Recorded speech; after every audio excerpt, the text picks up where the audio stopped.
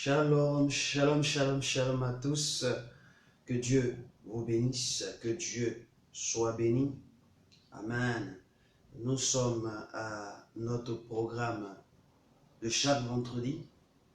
Aujourd'hui, nous sommes à la montagne de feu. C'est notre activité de chaque vendredi que nous faisons. Que le Seigneur te bénisse, que le Seigneur te bénisse. Sans plus tarder, je veux dire merci au Seigneur. Je veux bénir le nom de Dieu. Je veux célébrer la présence de mon Père.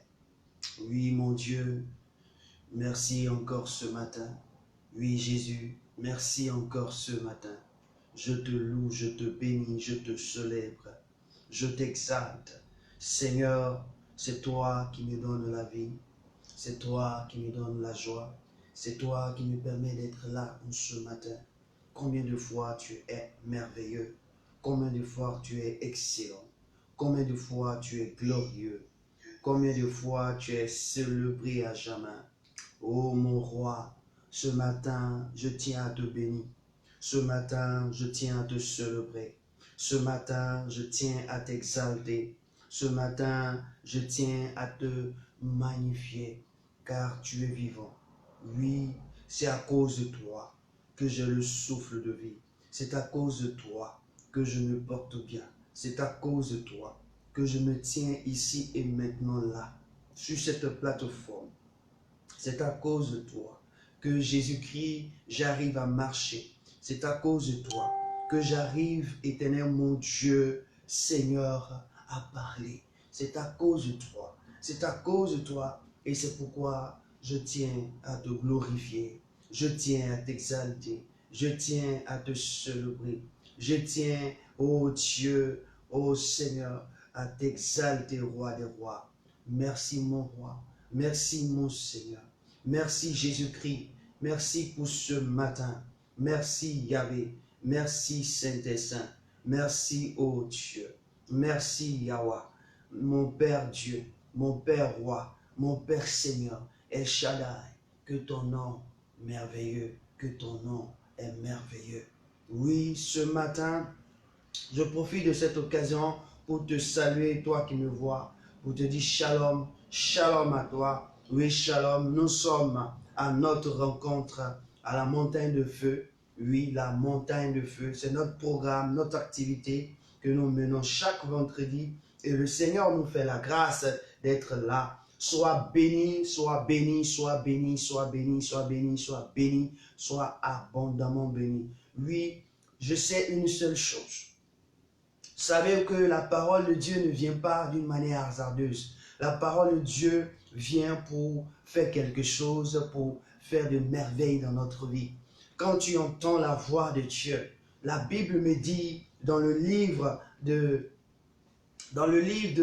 Apocalypse, oui, celui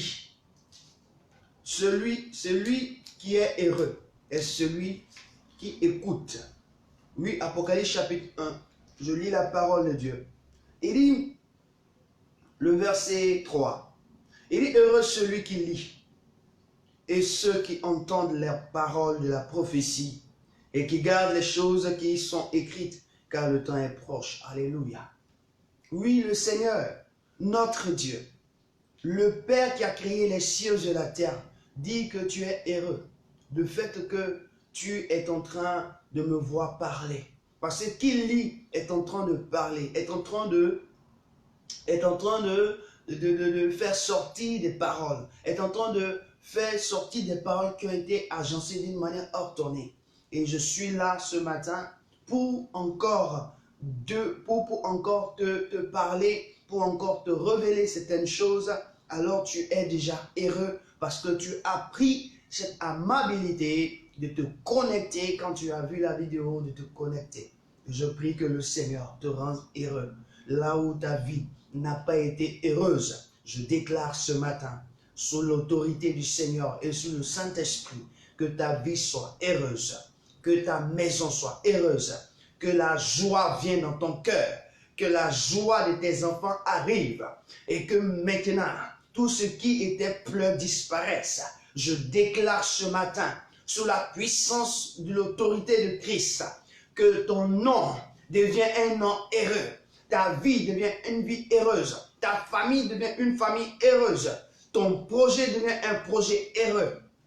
Que le Seigneur te bénisse. Oui, nous sommes à la montagne de feu, comme je l'ai si bien dit. Alors, avant de continuer, nous allons lire notre passage qui nous permet de faire cette activité. Amen.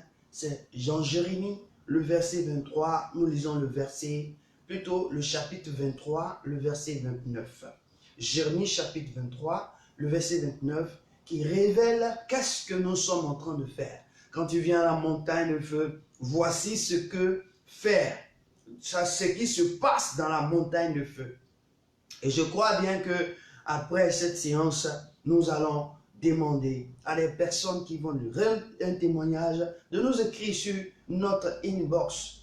Vraiment, depuis que nous avons commencé ce programme, qu'est-ce qu'il s'est passé? Qu'est-ce que tu as reçu? Nous voulons avoir des témoignages de vous afin que nous puissions mieux encore vous orienter.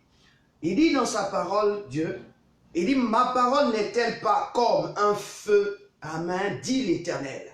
Voici pourquoi nous avons créé la montagne de feu.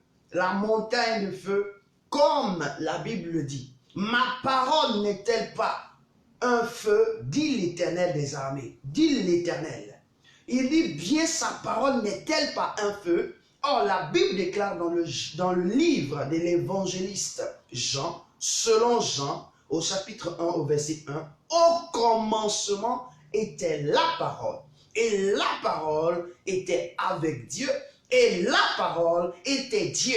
Donc si Dieu est égal à la parole et que la parole est un feu, alors nous nous trouvons dans la présence du feu. Et lorsque tu viens à la présence du feu, je crois pour ma part que le feu est pur, le feu cuit. Le feu enlève tout ce qui est mauvais. Le feu détruit tout ce qui n'est pas agréable. Lorsque tu veux avoir de l'or et que tu fais passer l'or dans le haut fourneau, le sable disparaît, le sable est séparé de l'or et l'or devient un liquide et le liquide est recueilli, le sable est détruit. Donc quand il vient dans la présence de Dieu, là où on parle du feu, ta vie sera séparée de tout ce qui est le désordre, de tout ce qui est vil, de tout ce qui n'est pas important, de tout ce qui n'est pas nécessaire pour te donner une vie importante, une vie glorieuse. Et donc c'est pourquoi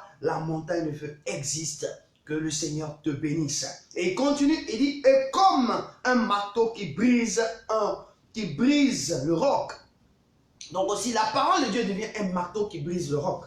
Mais quand nous partons encore plus loin, dans Hébreux 4, 12, il dit ma parole. La parole de l'Éternel est une épée, est plus tranchante qu'une épée à deux tranchants. C'est-à-dire qu'on ne peut pas identifier la parole de Dieu comme une épée qu'on utilise, mais elle est plus tranchante qu'une épée à deux tranchants. C'est-à-dire que l'épée, la parole de Dieu, n'a pas son égal sur la terre, capable de faire certaines choses. Donc la parole de Dieu a une authenticité comme une épée, une âme puissante qui est capable même de séparer la moelle de l'épinière. Alléluia. C'est-à-dire deux choses qui sont jointes sans que une et l'autre aient des problèmes. Alléluia. Sans que une et l'autre ait des problèmes, est capable. La parole de Dieu a une finesse dans son travail. Et je veux te dire quelque chose. La parole de Dieu, ici encore que je veux ajouter, quand tu lis dans le livre de Corinthiens, quand tu lis à partir du chapitre 14 de 1 Corinthiens, là tu vas trouver, on va nous parler des dons, est-ce que vous comprenez? Et la parole de Dieu est une prophétie. Parce que lorsque nous avons lu Apocalypse, il parle de prophétie. Il dit la parole, le livre de la prophétie. Donc la parole de Dieu, quand il vient à la montagne de feu, tu vas rencontrer la prophétie. Et attends-toi que tout ce qui est dit est une prophétie. Pour certains, ça sera une révélation. Pour certains, ça sera une parole de connaissance. Donc la parole de Dieu va aller à toi. Quand tu te trouves dans la présence de Dieu, tout ce qui est fait, considère qu'il y a quelque chose que tu as.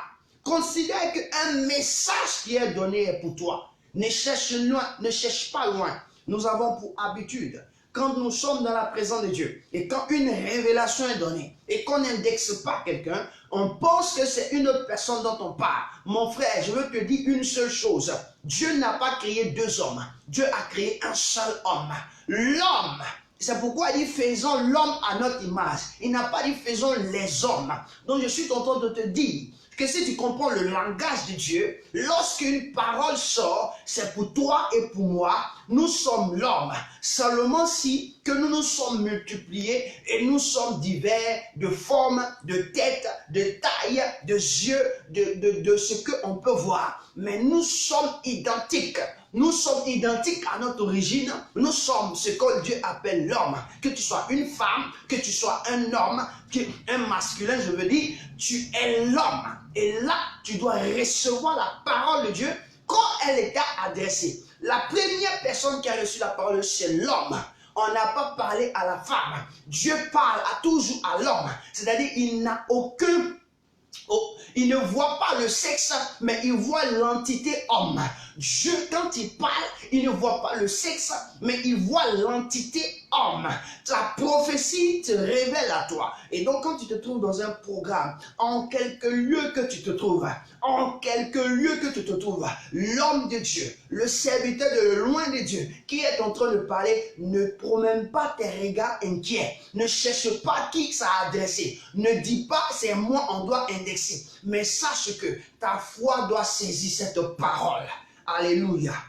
Et ce matin, je suis en train de te dire cela. Parce que nous sommes, oh mon Dieu, nous sommes en retard. Les hommes que nous sommes, l'homme est en retard. Il pense qu'il faut toujours l'indexer. Il pense qu'il faut toujours dire son nom. Il pense qu'il faut toujours révéler sa famille. Il pense qu'il faut toujours dire ce qu'il a fait dans un enclos. Il pense que c'est là on considère que c'est lui à qui on est en train de parler. Non, par moment, tu te sens toi-même concerné. Tu entends la parole. La Bible déclare, je commence. Oh, mais le Seigneur a déjà commencé. La Bible dit que je me tiens à la porte de ton cœur. Je frappe. Si tu entends ma voix, il n'a pas dit, je me tiens à la porte du cœur de quelqu'un. Il dit, je me tiens à ta porte. Donc, le fait que tu vois un homme qui est en train de parler de la part de Dieu et que tu le rencontres, c'est à ta porte qu'il est. C'est-à-dire que c'est parce que tu l'as rencontré et que lui, plutôt c'est parce que il t'a rencontré que tu le rencontres. C'est parce qu'il est venu vers toi que tu le rencontres. La raison, je suis venu sur ma page. J'envoyais une publication et toi, tu as reçu la publication. Et donc, puisque je suis venu sur ma page, j'envoie une publication et que tu as reçu la publication et que toi, tu n'as pas dépassé la publication et que tu as accepté de regarder qu'est-ce qui se passe. Ce qui veut dire que ce que je suis en train de faire te concerne. C'est toi qui as ouvert ta porte, tu as ouvert ta maison pour regarder, pour observer qui est là. Et tu es en train de me voir, tu es en train de me regarder. Donc tout ce qui se passe en ce moment-là et maintenant, je voudrais te dire que c'est à toi que je m'adresse, c'est à toi que je parle, je ne parle pas de quelqu'un d'autre, c'est toi le béni, c'est toi le restauré, c'est toi la personne que le Seigneur dit, je me tiens à la porte de ton cœur, je frappe si tu entends ma voix. Et donc si tu entends ma voix, le Seigneur parle par ma voix, si tu entends tout ce qui sera dit, il faudrait savoir que c'est la voix du Seigneur et cette voix-là, elle est à toi qu'elle t'adresse. Il faut écouter ceci parce qu'il ne cherche plus. Frère, ne cherchons plus à dire, j'ai besoin que l'homme de Dieu dise mon problème. Là, je saurais que c'est de moi il parle. Tu es un non et non. Dieu n'est pas dans certaines choses. Nous devons savoir que lorsque nous avons dit que nous sommes dans un programme. Si tu as dit à Dieu que je te donne rendez-vous à 11h, laisse-moi te dire que ton Dieu est déjà là avant que toi tu ne sois présent. C'est-à-dire que nous avons le programme aujourd'hui, les vendredis, à 11h. Le Seigneur est déjà là avant que moi-même je ne sois présent. Donc c'est une histoire de savoir, de croire que ton Père est avec toi. Il révèle dans le livre de Deutéronome, que je me tiens dans ton cœur, je suis dans ta bouche et je suis après de toi. Donc, quand il dit ceci, c'est pour dire que quoi? Il est nulle part. Il est présent en toi, il est présent dans ta bouche, il est présent à côté de toi. Donc, ce n'est pas que quand il vient, on va demander qu'il est présent, il doit être présent. Non, il est déjà présent. Maintenant, sa présence se manifeste. C'est là on sait qu'il est présent. Sinon, notre Dieu est présent. Ton Dieu est présent. Celui qui t'a créé. Excusez-moi, je ne parle pas aux chrétiens. Je parle à tous ceux qui sont hommes sur terre. Et cette plateforme aussi, c'est pour eux. Donc, si tu as des amis qui ne sont pas des chrétiens, qui sont de la religion, d'une autre religion, il faut leur donner de pouvoir comprendre. Partage la vidéo pour eux. Pourquoi? Pour eux aussi, parce que ce sont des hommes. Les hommes ont besoin de reconnaître l'origine qui est Dieu. Les hommes ont besoin de reconnaître celui qu'ils doivent adorer. Les hommes ont besoin. Les hommes ont besoin. J'ai compris une parole dans la Bible, dans le livre de Jean. Voici ce que Jésus disait une fois. Il dit à une femme qu'il rencontre. Elle dit qu'elle adore Dieu. Elle va sur les montagnes. Elle va sur les montagnes pour adorer. Jésus la rencontre à midi. Il dit bien à midi. Entre midi et 13h. Parce que là, quand il fait chaud, les hommes sont seuls à la maison. Et comme cette dernière a une vie contraire à ceux de la société, elle vient se cacher. Et Jésus la rencontre et Jésus lui dit, femme, donne-moi de l'eau à boire. Elle dit, entre toi et moi, qu'est-ce qu'il y a pour que je te donne de l'eau à boire? Une personne qui adore Dieu ne dit pas à son prochain que nous sommes des ennemis. Ne dit pas à son prochain que entre moi et toi, qu'est-ce qu'il y a? Tu ne sais pas que les Samaritains et les Juifs là, ils ne se parlent pas, ils ne doivent pas manger ensemble. Ils ne disent pas cela. Un homme qui est de Dieu, créé par Dieu, si tu dis que tu crois, si tu dis que tu ne crois pas et que tu vis ainsi, c'est que tu n'as pas encore compris que ton Dieu t'a donné de vivre avec tes frères qui sont identiques à toi. C'est ton égal. Tu traites mal ton égal qui est toi. Alléluia. Et la femme ne savait pas. Et Jésus lui dit, tu adores. Où? Sur les montagnes. Tu dis tu vas adorer sur les montagnes. Mais nous on adore ce qu'on connaît. Toi tu adores ce que tu ne connais pas. Je suis venu dire à quelqu'un que quand tu adores un Dieu et que tu ne connais pas, tu es un aveugle. Tu es un aveugle. Quand tu adores quelque chose qui ne sait pas ce que ça va te donner, tu es un aveugle. Et la femme dit, mais toi qui es-tu? Jésus lui dit, écoute-moi bien. Tu dis, qui es-tu? Nous, on adore ce qu'on connaît. Et ceux qui adorent en esprit et puis en vérité. Amen. Il dit en esprit et en vérité. Donc écoute-moi bien. Lorsque tu entres dans un programme, tu entres dans une communauté, tu entres dans un lieu et que tu dois adorer, ce n'est pas les faits gestes, mais c'est ton esprit. D'abord, l'élément le plus important, ton esprit. Comment est-ce que ton esprit se dresse à l'égard de Dieu? D'abord, ton esprit est celui qui juge si ton adoration est juste ou faux. Donc, tout homme sur la terre part de son esprit. Et donc, quiconque veut adorer Dieu n'adore pas Dieu dans son corps physique d'abord, dans son esprit. On dit, et maintenant, c'est dans l'esprit. Adore Dieu en esprit et en vérité. Or, la vérité, c'est un personnage. La vérité est un personnage. Et si tu comprends la vérité, tu comprendras quel est l'état de l'esprit de la vérité pour que tu puisses être un adorateur.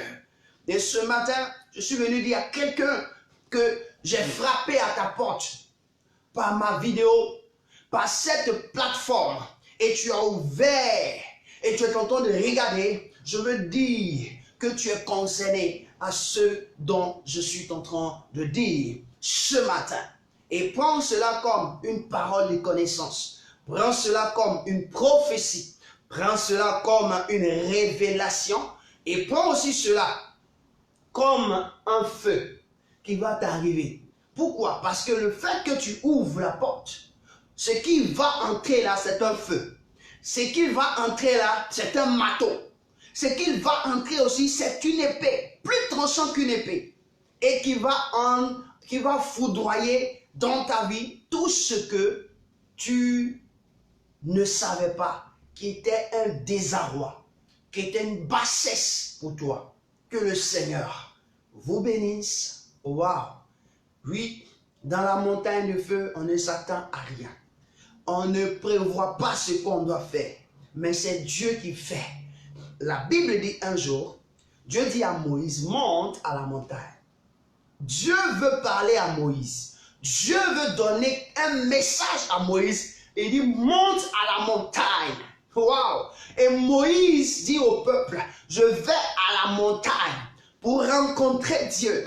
C'est aussi ici la montagne de feu. Donc, au moment où je suis en train de te parler, tu es à la montagne et tu rencontres Dieu. La Bible déclare que Moïse est monté. Moïse est monté. Quand il est monté, il y a eu le vent et tempête, tout ce qui pouvait être zéro, niente. Mais lui, dans un doux murmure, le Seigneur apparaît, il lui parle, il se révèle à lui. Il vient encore, il lui donne des tablettes, il se révèle à lui. Mon ami, il lui a donné une parole. Et cette parole, il a transmis à son frère, il a transmis à sa soeur, il a transmis à son peuple. Je suis là pour te dire que c'est à la montagne qu'on reçoit la pensée de Dieu. Et ici et maintenant, le Seigneur veut t'apprendre une chose qui est très importante. Une chose qui est très importante. Quiconque est sur la terre, qui que tu sois, quoi que tu sois, quelle est l'autorité de ta vie? Qu'est-ce que tu veux? Je veux te dire que je suis là ce matin pour apporter quelque chose à ta connaissance. Pour apporter quelque chose à ta connaissance. Je entre en même temps dans le but du sujet. La semaine passée, nous avons parlé d'un texte où nous avons lu Matthieu le chapitre 4, le 5 plutôt, le verset 43 à 45. Le Seigneur nous a fait comprendre que pour être fils de Dieu, parce qu'aujourd'hui, pour être fils de Dieu, voici quel comportement révèle un fils de Dieu. Alors, pour dire que quand tu dis Dieu est ton Père, que tu sois un homme, une femme, quand tu dis Dieu est mon Père, quand tu dis Dieu est celui-là que je reconnais comme mon Dieu, alors il y a une habitude, il y a un comportement, il y a un caractère, il y a une éducation que tu as de ton Père, que tu manifestes. Et dans Matthieu chapitre 5, verset 43 à 45, le Seigneur nous révèle ceci. Je lis la parole de Dieu. Vous avez appris qu'il a été dit, tu aimeras ton prochain et tu haïras ton ennemi. Mais moi, je vous dis, aimez vos ennemis, bénissez ceux qui vous maudissent, faites du bien à ceux qui vous haïssent et priez pour ceux qui vous maltraitent et qui vous persécutent. Le verset 45 dit, afin que vous soyez fils de votre Père qui est dans les cieux, car il fait lever son soleil sur les méchants et sur les bons. Et il fait pleuvoir sur les injustes, sur les justes et sur les injustes. Amen. Voici la parole de Dieu. On dit pour reconnaître que tu es fils de Dieu. Vous savez, tout homme a été créé par Dieu. Donc nous sommes d'abord une création de Dieu.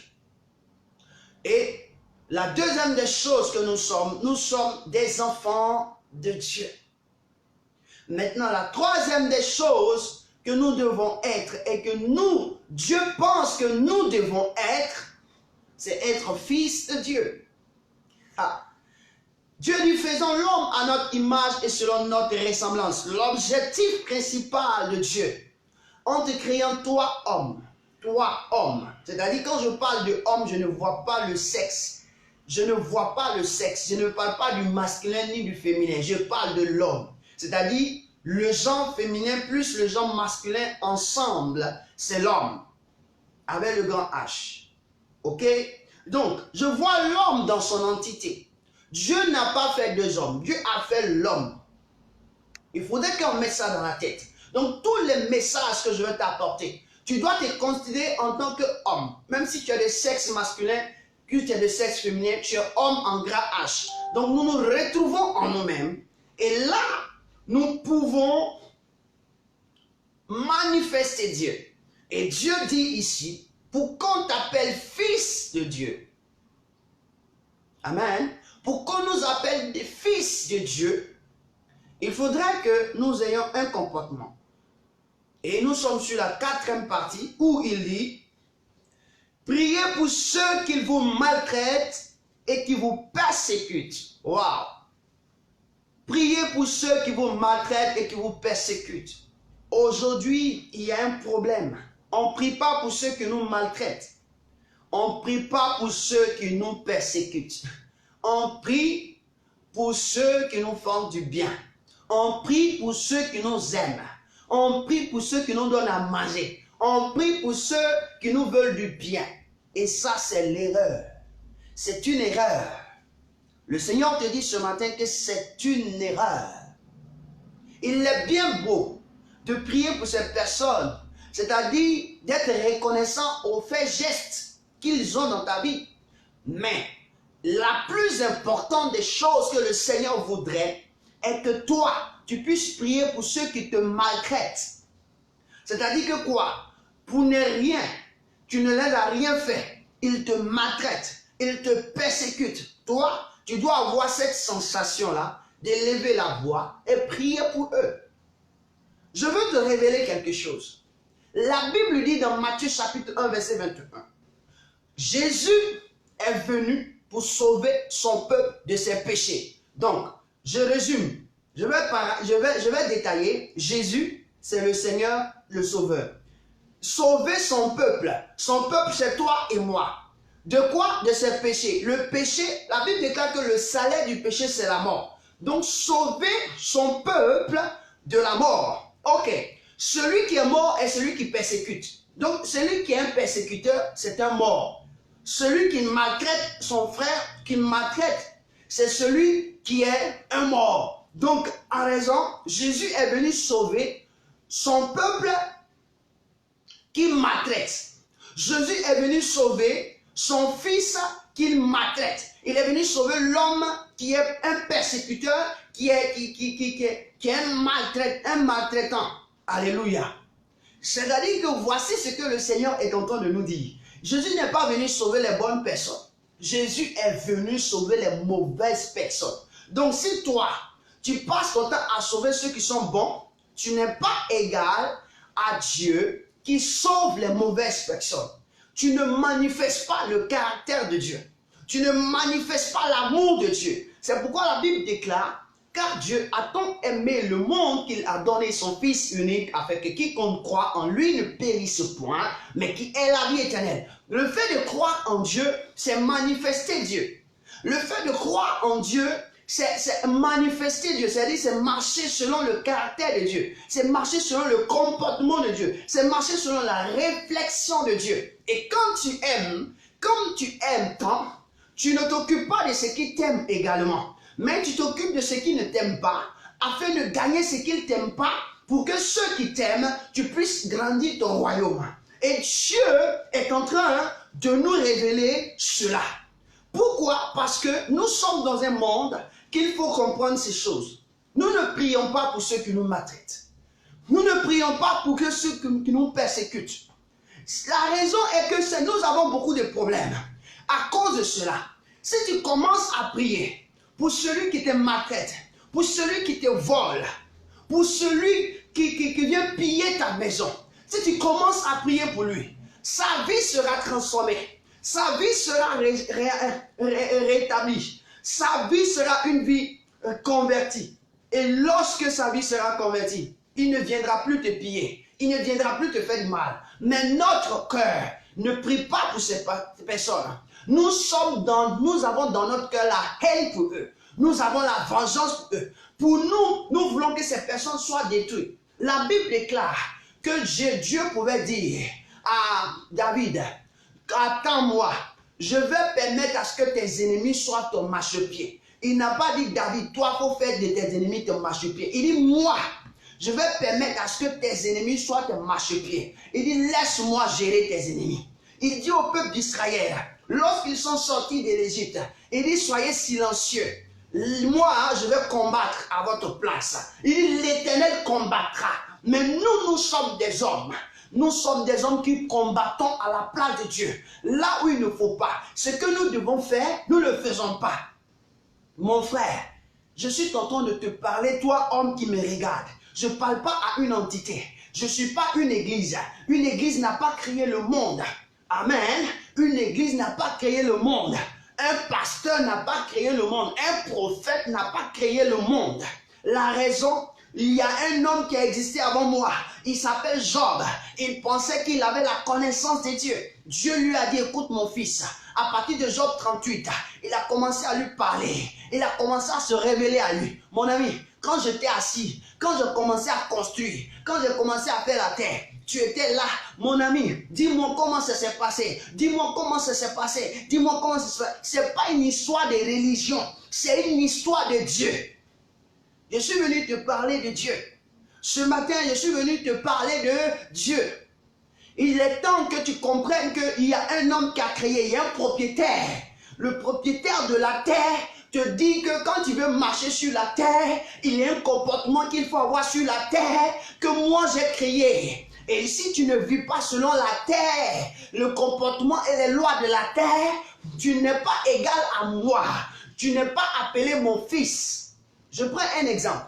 Le portable Nokia que tu as, le portable Samsung que tu as, le portable LG que tu as, c'est pas toi qui l'as créé, mais tu le manipules. Mais est-ce que tu peux aller au-delà des programmes qui sont mis dans ce portable? Tu ne peux pas aller au-delà des programmes qui sont mis dans le portable. Même si tu téléchargeais d'autres programmes, c'est-à-dire que le portable est habilité à recevoir d'autres programmes. Donc ce n'est pas toi qui les mets dedans. C'est parce que le portable a été fait, habilité à ceci. Donc c'est-à-dire que quoi? C'est toi qui envoies. Et quand il envoie ces programmes, c'est lui qui dit que ces programmes sont identiques. Quand ces programmes ne sont pas identiques à sa mémoire, il dit non, on ne peut pas installer, non, ce n'est pas fonctionnel. Donc tu n'as pas créé le portable, mais tu l'utilises. Mais tu l'utilises selon les lois. On dit on a le portable pour téléphoner. On a le portable pourquoi? Pour téléphoner. Si tu as une puce dans le portable, tu vas téléphoner. Lorsqu'il n'y a pas de puce, tu ne téléphoneras pas. Mais est-ce que tu as changé les principes du téléphone? Parce que tu l'as payé? Non, tu n'as pas changé. C'est ainsi que Dieu est en train de nous dire. Nous préférons vivre selon le mode des humains, mais nous ne préférons pas vivre selon le mode de Dieu. Dieu qui t'a créé. Ici, ce matin, Dieu veut te faire comprendre, mon frère, que ceux qui te maltraitent, c'est-à-dire que ceux qui te font du mal, tu ne leur as rien fait. Eux, pour eux, c'est le mal qu'il doit te traiter. Il doit te traiter du mal. Il doit te traiter tous les maux de la vie. De sorte que toi, tu puisses avoir des pleurs. Il y a une histoire dans la parole de Dieu qui me touche. Il y avait une femme qu'on appelait Anne. Il avait sa coépouse qu'on appelait Pénina. Parce que Pénina avait la capacité de faire ses enfants. Elle était dans l'heure de faire ses enfants. Elle se moquait, elle mortifiait, c'est-à-dire elle créait des problèmes à sa coépouse qui n'avait pas encore le temps de faire ses enfants. Elle se moquait, elle la mortifiait à cause de ce qu'elle avait des enfants. Les enfants peuvent signifier quoi? Un héritage, une bénédiction. Ça peut signifier des richesses. À cause de ta richesse, tu te moques des autres. À cause de ton plan social, tu te comportes mal envers les autres. Tu maltraites les autres à partir de ton rang social. Tu maltraites les gens à partir de ta beauté. Parce que tu es belle ou parce que tu es beau et que les hommes t'estiment. Tu prends cette beauté pour faire du mal. Parce que tu es une femme élégante, tu prends ton élégance, est-ce que vous comprenez, pour faire du mal. Au lieu de rester tranquille, tu cours de pantalon en pantalon. Tu es une femme, tu es belle à cause de ta beauté. Tu cours de pantalon en pantalon. Tu es un homme à cause de ton élégance, c'est ta richesse. Tu cours après les jupons, matin, midi et soir, la nuit. Et tu fais du mal à celui qui est à côté de toi. Tu maltraites la personne qui est à côté de toi. Cette personne que tu es en train de maltraiter, la Bible dit qu'elle doit savoir. Toi qui es maltraité, toi qui, devant laquelle ou devant lequel, hein, en tant qu'homme, on te traite d'une personne, on ne peut pas habiter avec elle. Laisse-moi te dire, celui qui te maltraite n'a pas encore connu ta valeur d'être.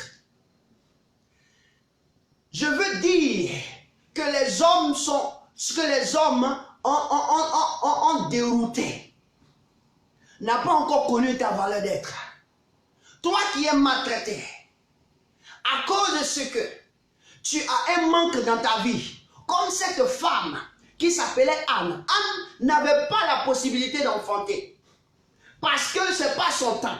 Savez-vous, la Bible nous dit dans Ecclésiaste, quand il lit Ecclésiaste chapitre 3, la Bible dit toutes choses. Il y a un temps pour lire.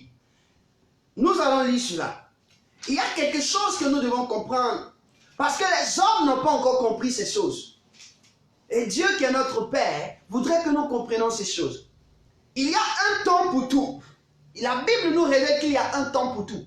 Donc si tu es dans le temps de ta joie, il ne faut pas priver l'autre de sa joie. Il ne faut pas prendre pour comparer à l'autre. Si tu es dans ton temps de paix, il faut laisser l'autre en paix. Il ne faut pas maltraiter l'autre. Le temps de paix, le temps de joie pour moi, c'est une richesse pour toi. La femme avait la capacité de faire des enfants. Sa voisine, sa coépouse n'avait pas la capacité. Elle traitait mal cette personne. Elle faisait souffrir la personne. Et c'est ce que le Seigneur ne voudrait pas. Et nous trouvons dans notre société des personnes qui sont comme ça. Oui, parce qu'il a commencé à travailler. Il pense qu'il est la personne qui est le premier homme qui a commencé à travailler. Parce qu'il a commencé à toucher 1000 euros. Ses épaules sont en l'air. Il ne respecte plus. Il maltraite même ses amis. Mon ami, tu es en train d'organiser une voie de douleur pour toi-même. Je suis venu interpeller des personnes qui veulent être, des personnes qui sont, qui veulent être des enfants de Dieu. Qui veut dire que j'ai un Père qui est dans les cieux. Qui veut dire que je sais qu'il y a un Dieu qui a créé les cieux et la terre. Et que je ne dois pas me comporter comme je veux. Mais je dois me comporter comme Dieu veut. Et ce genre de comportement ne doit pas exister. Nous passons à maltraiter, à persécuter. Quand on dit persécuter, il y a tel langage. Quand on dit persécuter, il y a quelque chose. Amen.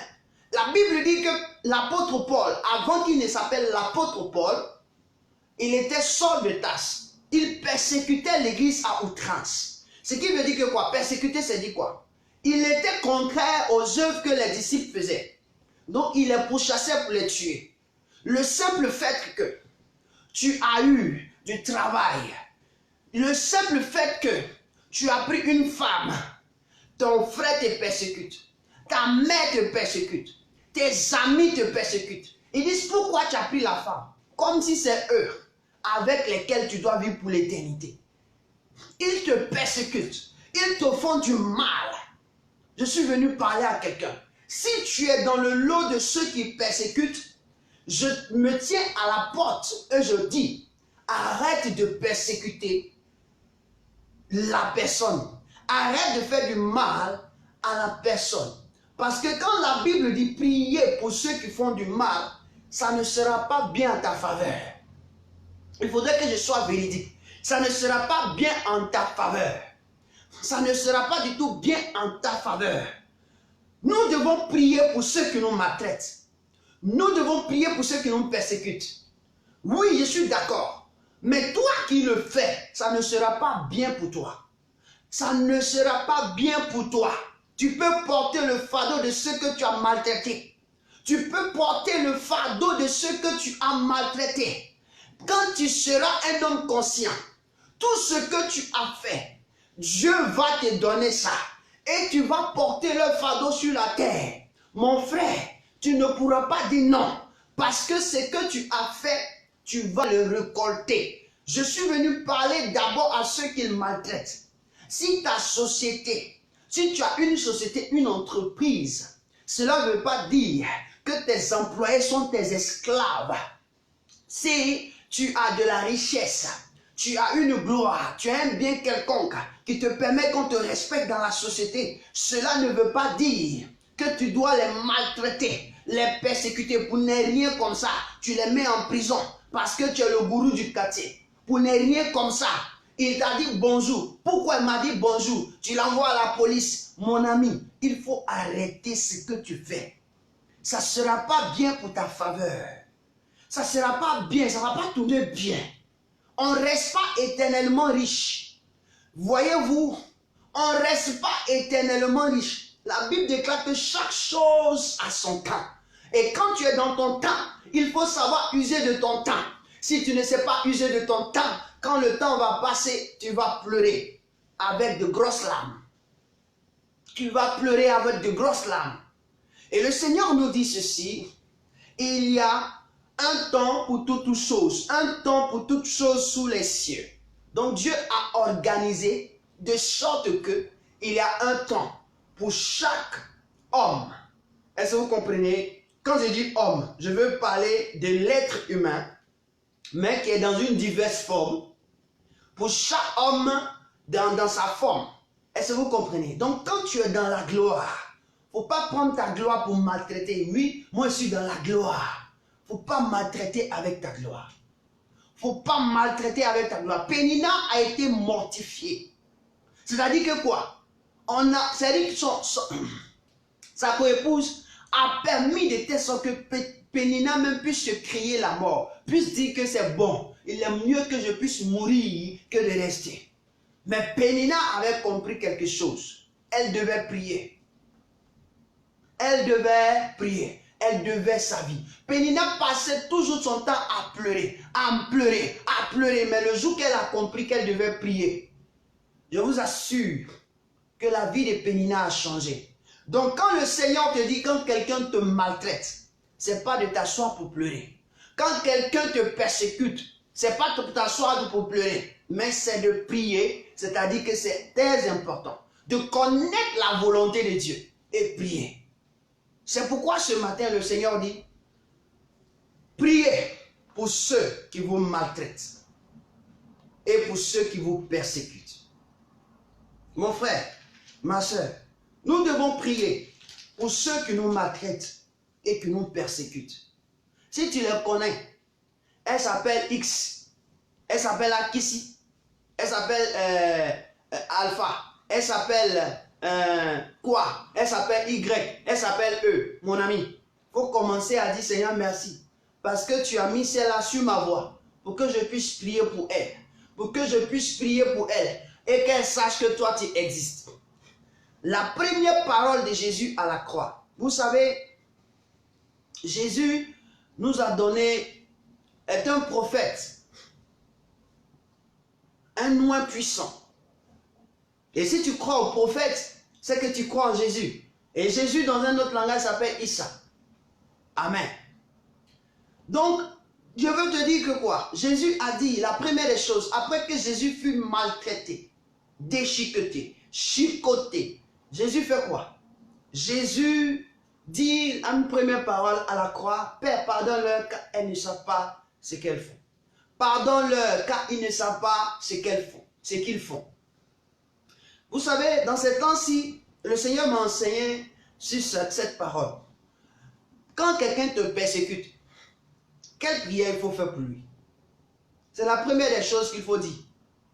Voici la prière qu'il faut faire. Quand quelqu'un te maltraite, il faut dire, Père, pardonne-lui, car il ne sait pas ce qu'il fait. S'il parle mal pour te persécuter, pour te faire du mal, Père, pardonne-lui, car il ne sait pas ce qu'il dit. Parce que s'il savait au fait ce qu'il disait, il n'allait pas te dire. C'est parce qu'il est ignorant. Amen. Celui qui te maltraite est ignorant. On dit un peuple sans révélation est un peuple sans frein. La Bible dit un peuple sans révélation. Donc un homme sans révélation est un homme sans frein. Or, une voiture qui n'a pas de frein, à une allure, à une grande vitesse, vous comprenez, une voiture sans frein, qui a une grande vitesse, à plus de 240 km/h, elle fait quoi? Elle est passive à se détruire, à se déstabiliser, à se gâter. Alléluia. Et quand vous voyez, quand on fait une nouvelle voiture, on essaie la nouvelle voiture sur un mur. Et on met une vitesse accélérée et on laisse la voiture seule partir. Et la voiture seule va se broyer pour voir quelle est la potentialité de l'accident qu'elle pourrait avoir à partir de ce kilométrage. Donc, quand tu es un homme, tu n'as pas de révélation, c'est-à-dire que tu n'as pas de connaissances, tu es un homme mort. Tu es un homme mort, mais tu marches. Et donc, ces hommes qui te maltraitent, ce sont des hommes qui sont morts. Ces personnes sont mortes. Ils sont morts en eux-mêmes. C'est parce qu'ils sont morts qu'ils te maltraitent. Ils n'ont aucune connaissance. Quand bien même que tu vois qu'ils ont fait de grandes études, ils ont des grands diplômes, mais ils sont morts. Ils ne bénéficient même pas de l'éducation qu'on leur a donnée. Parce qu'ils vivent selon le contraire de ce qu'on leur a dit.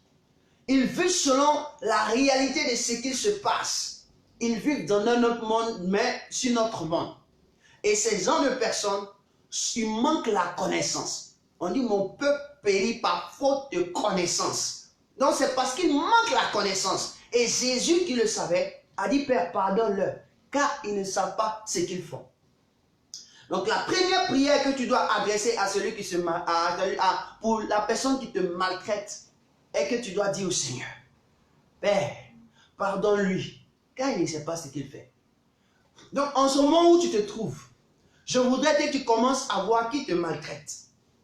Et tu vas adresser cette prière au même instant où nous sommes en train de vivre ce programme. Tu vas adresser cette prière à Dieu. Tu vas dire au Seigneur, Père, et tu dis le nom de la personne. Pardonne cette personne, car elle ne sait pas ce qu'elle fait. Pardonne cette personne, car elle ne sait pas ce qu'elle dit. Amen. Elle ne sait pas ce qu'elle dit, elle ne sait pas ce qu'elle fait. Voyez-vous, si tu es un enfant, tu es chez ta belle-mère, ta mère n'est plus, mais ton père a plus une autre femme, et que cette dernière te maltraite, mon frère. Voici la prière qu'il faut faire chaque jour. Quand il la voit t'insulter, te maltraiter, te chicoter, quand elle aura fini, tu dis, Seigneur, pardonne-la, car elle ne sait pas ce qu'elle fait. Pardonne-lui, car elle ne sait pas ce qu'il dit.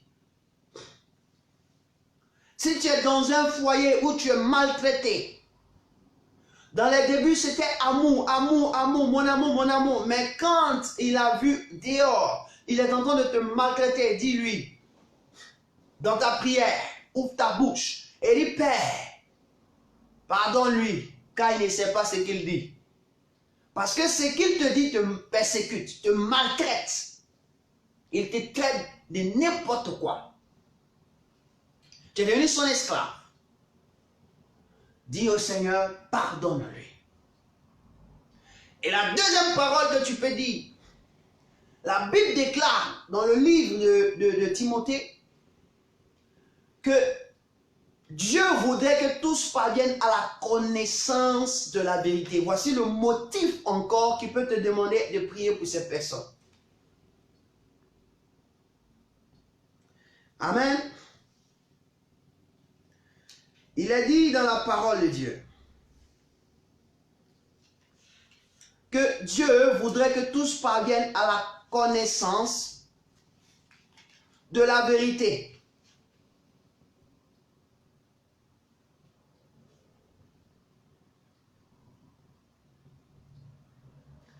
Quand vous prenez 1 Timothée chapitre 2, le verset 1 à 4, quand vous lisez, regardez ce qui est mentionné. J'exhorte donc avant toute chose à faire des prières, des supplications, des requêtes, des actions de grâce pour tous les hommes. Vous avez vu, il dit pour tous les hommes.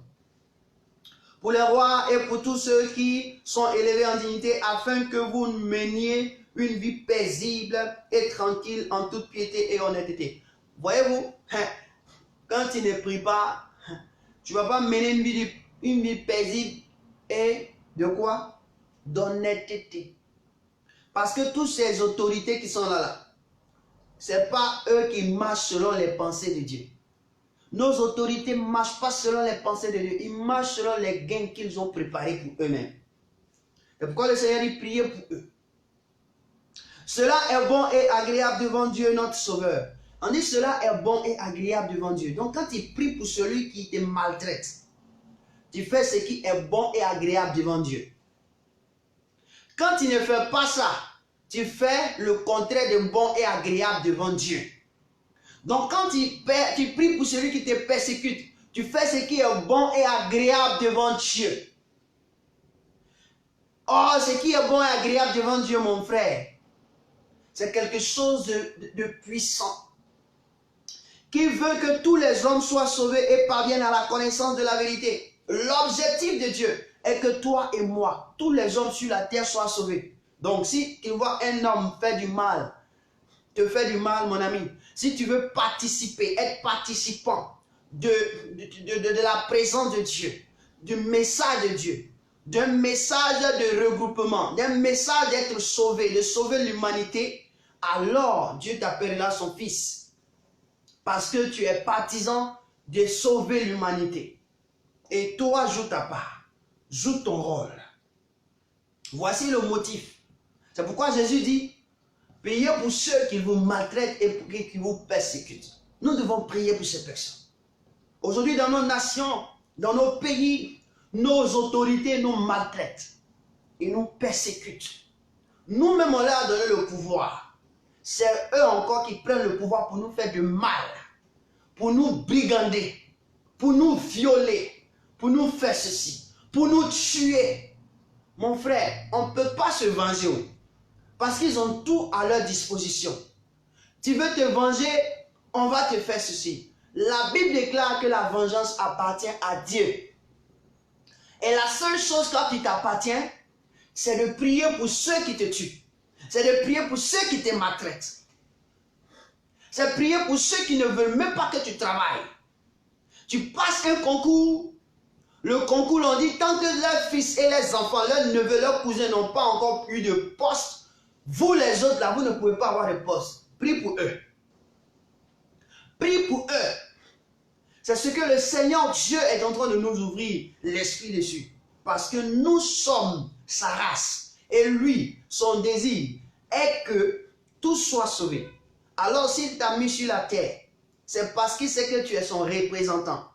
En disant cette parole, il dit faisons l'homme à notre image selon notre ressemblance. C'est pour dire que tu es mon représentant. Et donc tu dois te me représenter sur la terre. Donc tout homme qui est sur la terre doit représenter Dieu. Que tu sois de sexe masculin, que de sexe féminin. Je dis tout homme, je ne parle pas d'une religion. Tu dois représenter Dieu dans le lieu où tu te trouves. Si tu ne représentes pas Dieu dans le lieu où tu te trouves, tu n'es pas de Dieu. Donc quiconque dit, je suis religieux, je crois, mon ami, ta croyance se voit en mettant les œuvres de Dieu en pratique, en faisant les œuvres de Dieu. La Bible déclare que tu dis tu as la foi, je suis d'accord. Il y a un homme qui s'appelle Jacques dit, si tu as la foi, montre-moi ta foi sans les œuvres. Et moi je te montrerai ma foi par les œuvres. Donc la foi que tu parles, la foi dont tu parles, il faut avoir la foi, ce sont les œuvres. Quelles sont tes œuvres? Quelles sont tes œuvres? Oh, les œuvres de Dieu, c'est de prier pour tous ceux qui nous maltraitent. Donc quand tu vois quelqu'un qui te maltraite et que tu pries pour lui dans le secret, Dieu voit que tu es de sa personne. Dieu voit que tu es son fils. C'est-à-dire que tu es celui qui est son représentant, capable d'aller au-delà de ce qu'on te fait. C'est-à-dire qu'en te faisant du mal, toi tu fais du bien. En te faisant du mal, toi tu fais du bien. En te faisant du mal, toi tu fais du bien. Donc tu ne sèmes pas le mal. On dit, pour résister au diable, il faut s'aimer le bien. Le diable vient contre toi avec le mal, mais toi tu fais le bien. Alléluia. Pourquoi Dieu n'a pas tué le diable? Pourquoi Dieu ne l'a pas emprisonné? Et lisez bien la Bible. On dit Dieu va l'emprisonner. mais après il va le relâcher. C'est-à-dire que Dieu lui donne encore le temps de se repentir. Mais toi, tu es un homme. Je suis venu porter à ta connaissance ce message. Ce message, parce qu'il faudrait que tu aies connaissance de cela. Nous sommes dans des temps très difficiles, dans des temps fâcheux. L'année 2020 a commencé d'une manière bizarre. C'est terminé aussi d'une manière bizarre. Une maladie est venue, on dit maladie, on dit virus. Le virus est venu. À cause du virus, tout le monde, toutes les nations ont fait des quarantaines. Comme si il y a eu bombe atomique qu'on a déposée dans les nations et qui font que les gens sont malades. Nous sommes entrés dans ce qu'on appelle la guerre biologique. Alléluia. La guerre biologique. Et cette guerre a commencé, ce n'est pas aujourd'hui. Vous comprenez? Ce n'est pas aujourd'hui. Quand vous rentrez, c'est pourquoi le Seigneur dit, nous devons être comme lui, dans sa présence. Nous devons être comme lui. La Bible déclare, dans le livre de Romains, que la création attend des fils de Dieu la révélation de Dieu. La création. Donc quand tu es un fils de Dieu, ton premier pas que tu dois faire, le quatrième pas plutôt, que tu dois faire pour démontrer que tu es fils de Dieu, c'est prier pour ceux qui te maltraitent. Si quelqu'un a compris, dis Amen fort. Prier pour ceux qui te maltraitent. Et prends ce matin l'engagement de prier pour ceux qui te maltraitent, de prier pour ceux qui te persécutent, de prier pour ceux, amen, qui te font du mal et fais-leur du bien. C'est important. C'est très important. Oui, c'est très important. Le Seigneur ne parle pas en vain. Je viens de te dire que c'est une parole de connaissance que tu vas recevoir. C'est une révélation que tu vas recevoir. Hein? En même temps aussi, c'est une prophétie. En même temps, c'est une parole de feu qui brûle en toi, qui te restaure. En même temps, c'est une épée qui est en train de couper les liens dans ta vie, où tu ne peux pas te séparer parce que tu maltraites. C'est un marteau qui vient briser le roc. Oui, le Seigneur est celui-là qui nous aime. Le Seigneur est celui-là qui nous aime. Et ce matin, il veut que tu comprennes ceci. Homme. Je dis bien homme. Je t'appelle homme. Pourquoi? Parce que Dieu voit que l'homme. Ce n'est pas pour offusquer quelqu'un, offenser quelqu'un. Mais je veux te dire que tu es une femme, je t'appelle homme. Un masculin, c'est-à-dire un masculin, un sexe masculin, je t'appelle homme. Dieu voit homme. Alléluia. Dieu voit homme. Et pourquoi vous allez lire la Bible? On dit le premier Adam a péché. Par le premier Adam est entré le péché. Par le deuxième Adam est entré quoi? La vie. On ne voit pas femme. On voit homme. On ne voit pas le sexe. Et ça, c'est quelque chose, c'est une nuance qu'il faut faire. C'est une chose qu'il faut comprendre. Qui est très important. Le Seigneur te dit que nous sommes dans des temps fâcheux. Il y a l'injustice. Mais malgré qu'il y a l'injustice sur la terre, il fait pleuvoir sur les justes et sur les bons mauvais. Et sur les injustes. Donc, il lève le soleil sur ceux qui sont méchants et ceux qui sont bons. Toi, tu dois lever ton parapluie sur ceux qui sont méchants et ceux qui sont bons. Tu dois lever ton soleil sur ceux qui sont méchants et qui sont bons. Si tu choisis une partie, tu n'es pas de Dieu. Parce que Dieu fait les deux parties. Comme tu as le courage de prier pour ceux qui te font du bien, et aussi le courage de prier pour ceux qui te font du mal. De prier pour ceux qui te maltraitent. Tu as le courage de toujours faire le bien à celui qui te fait du bien. Alors fais le bien à celui qui te fait du mal. C'est important. Sois constant dans ton comportement. Ton comportement, tu dois avoir ce qu'on appelle la constance. Dieu est un homme constant. Et c'est pourquoi nous sommes encore en vie. Voyez-vous, je suis là. Le Seigneur a permis que je sois présent pour t'interpeller. Pour t'interpeller. Toi qui maltraites et toi qui es maltraité. Vous êtes deux personnes. Vous êtes égaux. Des personnes qui sont égaux. Des hommes égaux.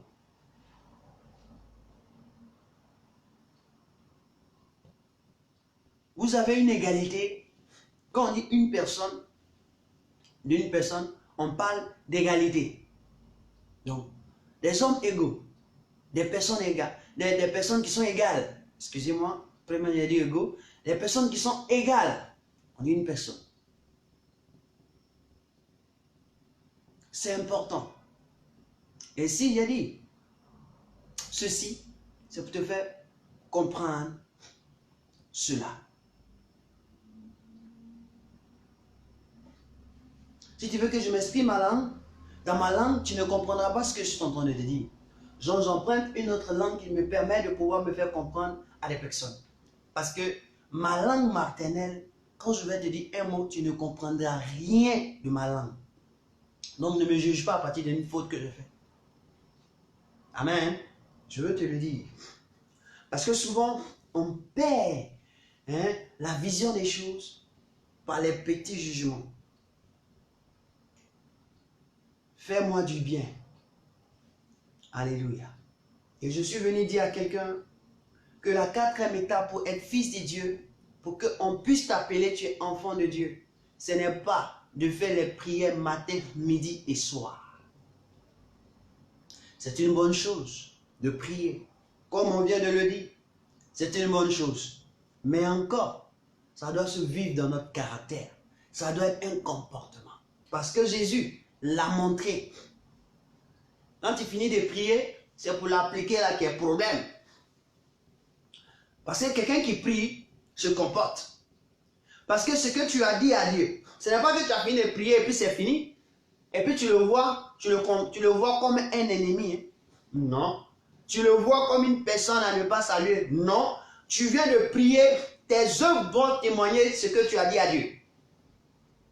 Tu viens de faire ce qui est esprit. Maintenant, la vie, la vérité, là, c'est ce qui va être pratique. C'est-à-dire œuvre. C'est l'œuvre. Alléluia. Ce qui va démontrer que ce que tu as dit à Dieu est vrai, là. C'est ce que tu vas montrer. Il y a des gens, ils sont prêts à prier, mais ils ne sont pas prêts à aller vers ces personnes. Anne vivait avec Pénina matin, midi, soir. Elle n'a jamais dit, je quitte le foyer. Elle vivait avec.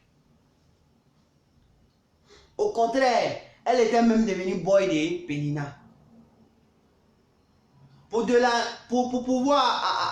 quelque chose, même si elle veut aujourd'hui, c'est son tour d'aller coucher avec son mari, Pénina dit, comme tu prends les trucs de mes enfants, aujourd'hui donc, on va faire échange. Je couche avec notre mari. Elle était obligée. Elle vivait avec cela. Je suis venu te dire que quand tu finis de prier, les hommes pensent que prier, c'est fini. Prier, c'est une action. Mais encore, on dit ceux qui adorent Dieu en esprit. Donc, prier, c'est une action de l'esprit. 2. Vérité, c'est une action qui se manifeste. On dit Jésus. Oh mon Dieu, tu es puissant. Jésus fait quoi? On dit la parole est devenue chair, pleine de grâce et de vérité. Donc, la parole qui devient chair. Donc, l'esprit devient chair. L'esprit devient une œuvre. Donc, quand tu finis de prier pour celui qui te maltraite, persécute, qu'est-ce que tu fais? La vérité, c'est l'œuvre. Donc, c'est une action. C'est un comportement que tu dois mettre en valeur. Quand tu ne mets pas en valeur, ce que tu as dit dans l'esprit n'est pas égal à ce que tu fais, alors tu n'as pas encore adoré Dieu. Et c'est ce que nous oublions. Les hommes pensent qu'il faut prier et ne pas faire les actes. Tu as la foi pour prier, je suis d'accord. Mais tu n'as pas la foi des œuvres. Et c'est un péché. Et là, tu ne peux pas être égal à Dieu. La Bible déclare que ce que la bouche de Dieu dit, sa main l'accomplit. Donc ce que ta bouche a dit devant Dieu, ta main doit venir l'accomplir. Ta main doit venir l'accomplir. Ta vie doit l'accomplir. physique. Oui, on ne peut pas se cacher derrière la prière pour faire autre chose. En même temps, la prière, l'esprit, en même temps, les œuvres, c'est la vérité. C'est ce qui témoigne de toi. On dit, on voit l'homme à ses fruits. On ne voit pas l'homme dans son esprit. On voit l'homme à ses fruits. Et je veux terminer par là pour te dire que le Seigneur voulait que tu saches qu'il est très important de prier pour ceux qui te persécutent, pour ceux qui te maltraitent. Et de vivre cette prière que tu as faite pour eux, pardonne-leur car ils ne savent pas ce qu'ils font. Terminant pour dire, Jésus savait que Judas allait le trahir. Jésus savait que Pierre allait le renier. Mais il a passé 3 ans. 3 ans. 360 jours multipliés par 3. Ça fait combien?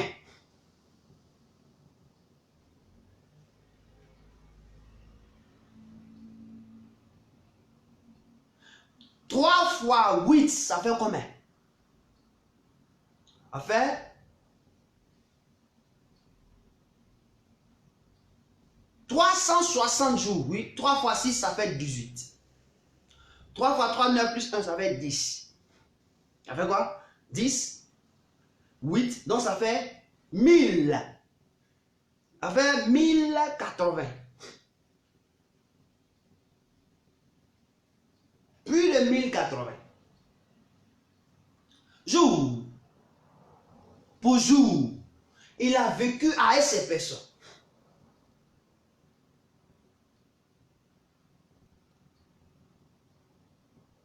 Dans 1080 jours, Jésus vivait avec Pierre. Il a vécu avec qui encore?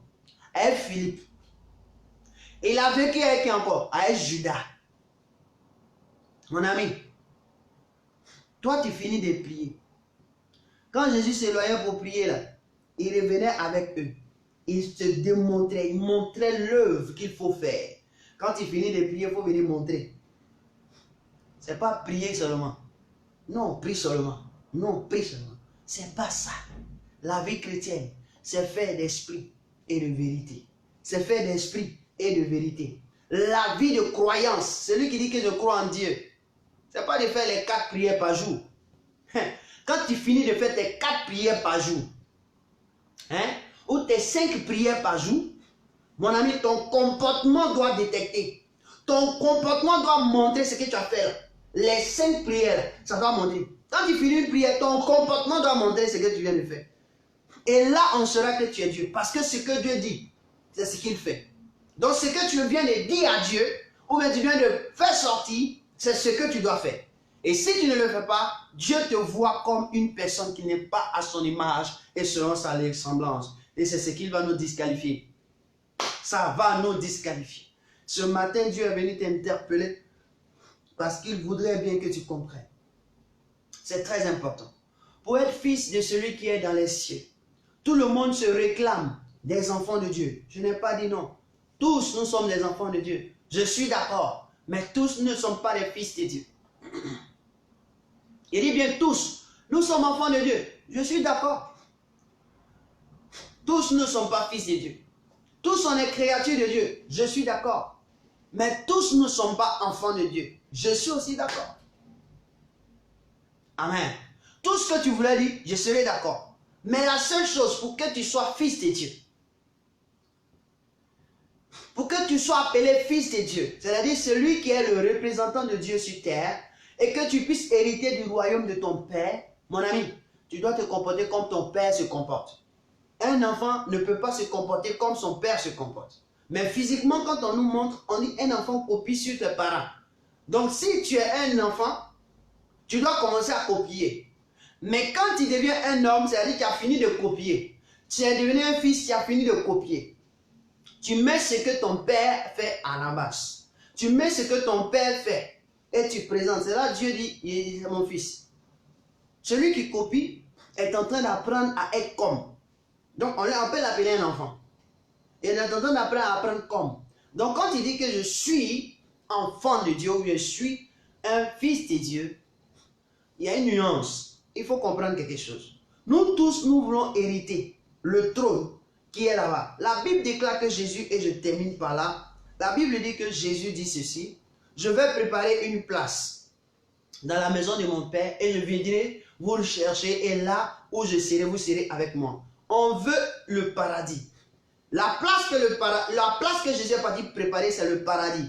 Parce que le brigand à la croix lui a demandé, si tu vas dans ton règne, pardon, faut te souvenir de moi. Il dit, aujourd'hui tu seras avec moi dans le paradis. Dans le paradis. Donc c'est le paradis. Donc quiconque parle du paradis doit s'asseoir avec Dieu. Doit être avec Dieu. Doit être avec Jésus. Mon ami doit marcher comme Jésus a marché. Tu dois marcher comme Dieu veut sur la terre. Si Jésus a marché avec les mauvaises personnes, toi tu dois marcher avec les mauvaises. D'après toi-même, je ne marche pas avec les mauvaises personnes. Je ne marche pas avec les mauvaises personnes. Il faut prier pour eux. Il faut marcher avec eux. Que ton comportement de bonheur, ton comportement de bon sens les contamine. Mais si toi-même tu n'arrives pas à marcher avec eux, c'est que tu es plus mauvais que eux. Parce que ton comportement est mauvais. Parce qu'un comportement de bon sens est affecte. Maintenant, si tu sais que tu es un petit, tu es encore enfant, que tu copies des autres, il faut te retirer d'eux. Il ne t'a pas dit, va marcher avec eux. Et puis tu as dit que l'homme de Dieu a dit de marcher avec les mauvais. Si tu sais que tu t'en vas, toi-même tu vas les copier, mon ami, retourne-toi, éloigne-toi de là-bas. Car on ne tente pas Dieu. Mais si tu es conscient que tu es un homme mûr, personne ne peut te corrompre avec ses propres idées, sachant que tu es dans la bonne voie, alors marche avec ceux qui sont mauvais. C'est pourquoi l'apôtre Paul dit, je me fais païen parmi les païens. Je me fais juif parmi les juifs. Je me fais ceci parmi ceux qui sont ceci. Pour que je puisse gagner certains. Donc son objectif, c'est de gagner. Ce n'est pas que eux, ils le gagnent. C'est de gagner. Donc si toi, tu sais que tu ne pourras pas les gagner, mon ami, prends tes clics et tes claques, quitte là. Pour pas dire l'homme de Dieu a dit. Je n'ai pas dit, j'ai dit que quand tu sais que tu as assis sur ton trône et que tu sais que tu es un fils de Dieu, tu dois marcher avec ceux qui sont mauvais pour transformer leur vie, pour les amener au Seigneur par tes œuvres, par ton comportement, par ta manière de faire. Mais si toi tu es parmi les mauvais et que ton comportement n'arrive pas à changer quelqu'un, c'est que tu as un problème. Il faut te revoir toi-même. Que le Seigneur vous bénisse ce matin. Je veux bénir Dieu pour cette parole. Le Seigneur avait tout prévu. Il avait tout organisé. Et je veux que quelqu'un élève la voix pour commencer à prier pour tous ceux. La parole que tu vas dire ce matin, c'est dire au Seigneur. C'est dire à ton Dieu ce matin de pardonner à tous ceux qui t'ont maltraité. Mais avant de dire au Seigneur pardonne-le, tu vas dire Seigneur pardonne-moi car moi-même là, je ne savais pas. Et c'est pourquoi je n'ai pas prié pour eux. Tu vas dire la première chose, Père pardonne-moi car je ne savais pas. C'est pourquoi je n'ai pas prié pour ceux qui me maltraitaient. Père pardonne-leur car je ne savais pas. Je ne savais pas. Pardonne-moi car je ne savais pas. Pardonne-moi car je ne savais pas. Seigneur, tu m'as ouvert les yeux ce matin et j'ai compris. Et je vais prendre cette parole pour marcher avec. Dans ma prière, dans mon esprit et dans mes œuvres. Dans mon esprit et dans mes œuvres. Donc, Seigneur, aide-moi. Seigneur, étends ta main. Pardonne à tous ceux qui me persécutent. Que ça soit dans ma famille. Que ça soit dans ma maison. Que ça soit ailleurs, dans la société. Que ça soit dans mon travail. Que ce soit dans mon environnement où je crois, où je grandis, où je vis. Pardonne à tous ceux qui me persécutent. Pardonne à tous ceux qui me persécutent. D'une manière ou d'une autre. D'une diverse manière. Seigneur, pardonne-les. Seigneur, mon désir est ton désir. Car tu voudrais que tous parviennent à la connaissance de la vérité et qu'ils soient sauvés. C'est pourquoi moi aussi je voudrais qu'ils parviennent à ta connaissance et qu'ils soient sauvés. Et là, je prie, Seigneur, pour tous ceux qui me maltraitent, sauve-les. Pour tous ceux qui me persécutent, sauve-les. Pour que ta vie puisse continuer dans la paisibilité comme toi tu le veux. Tu n'as pas créé le monde, éternel mon Dieu, pour la guerre. Tu as créé le monde pour la paisibilité, pour la paix. Éternel mon Dieu, pour la tranquillité et une vie de piété et d'honnêteté. Seigneur, nous te bénissons ce matin. Nous te célébrons. Merci d'avoir fait du bien à mon frère. Merci d'avoir frappé à la porte de mon frère et de ma soeur, en quelque lieu qui se trouve. Que ton nom soit béni et que ton nom soit célébré. Je te rends gloire, je te bénis et je t'exalte au nom de Jésus-Christ de Nazareth. Merci mon Père, merci mon Dieu, au nom puissant de l'Éternel. À toi la gloire, ô ressuscité. À toi la victoire pour l'éternité. Oui, à lui soit la gloire, à lui soit la victoire pour l'éternité en éternité. Soyez abondamment bénis, que la grâce de Dieu repose sur vous, que vous soyez des hommes de paix, que vous soyez des femmes de paix, que vous soyez au-dessus de tous ceux qui vous maltraitent, en priant pour eux, en agissant bien en faveur d'eux, en agissant bien devant eux, en leur montrant qu'ils sont dans l'erreur par votre comportement, par votre manière de parler, par votre manière de vivre, au nom de Jésus. Et pour tous ceux qui vous persécutent, priez pour eux, pour qu'ils puissent avoir un cœur transformé par Dieu, au nom de Jésus-Christ. Amen, amen, amen. Shalom, à nous revoir la semaine prochaine, si Dieu le permet. Toutefois que le Dieu nous permettra d'être présents, vivants, nous serons à son service, nous serons à votre service, afin de pouvoir nous amener là où le Seigneur voudrait que nous vous amenions. Que le Seigneur vous bénisse. Shalom à tous, bonne fin de semaine, que la grâce de Dieu repose sur vous, que la paix de Dieu soit avec vous, ceux qui auront dans leurs différents cultes, que ce soit des cultes, là où ils partent pour adorer, là où ils sont, pour pouvoir célébrer Dieu, que Dieu fasse descendre sa grâce et son esprit sur vous. Au nom de Jésus, shalom à tous, shalom, shalom, demeurez bénis, bénis et bénis. C'était votre serviteur. Amen, amen.